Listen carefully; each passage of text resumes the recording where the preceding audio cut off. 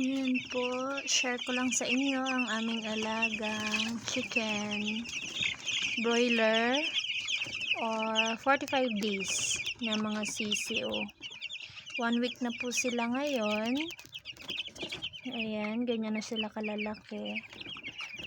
1 linggo na sila.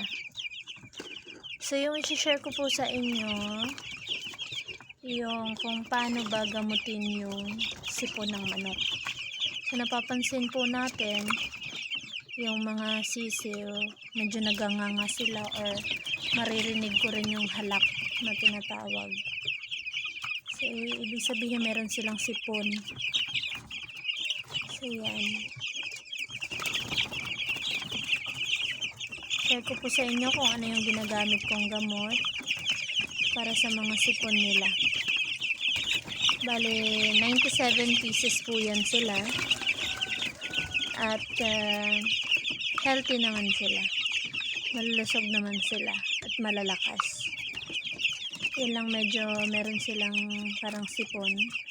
Sinyales na meron silang sipon. Kaya gagamutin na natin kaagad para hindi na lumala pa. So, yan. So, ayan yung ating sisiyo. Trinay ko siyang itimbang. 0.027 pa lang siya. Dahil po 1 week old pa lang yan siya. Iba-iba naman din yung mga timbang. May malaki, may maliit.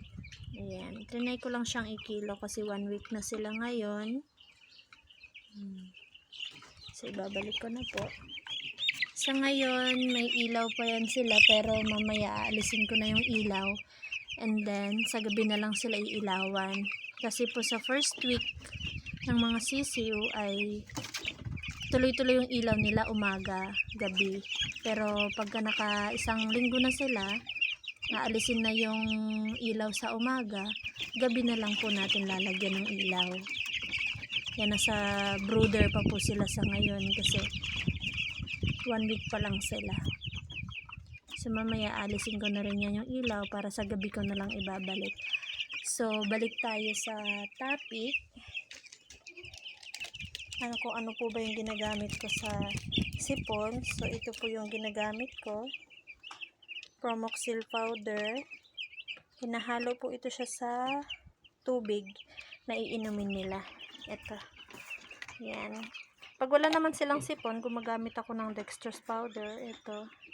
Nilalagay ko rin sa tubig, pampalakas nila, energizer, ito. Pero sa ngayon, ito muna nilalagay ko dahil may sipon.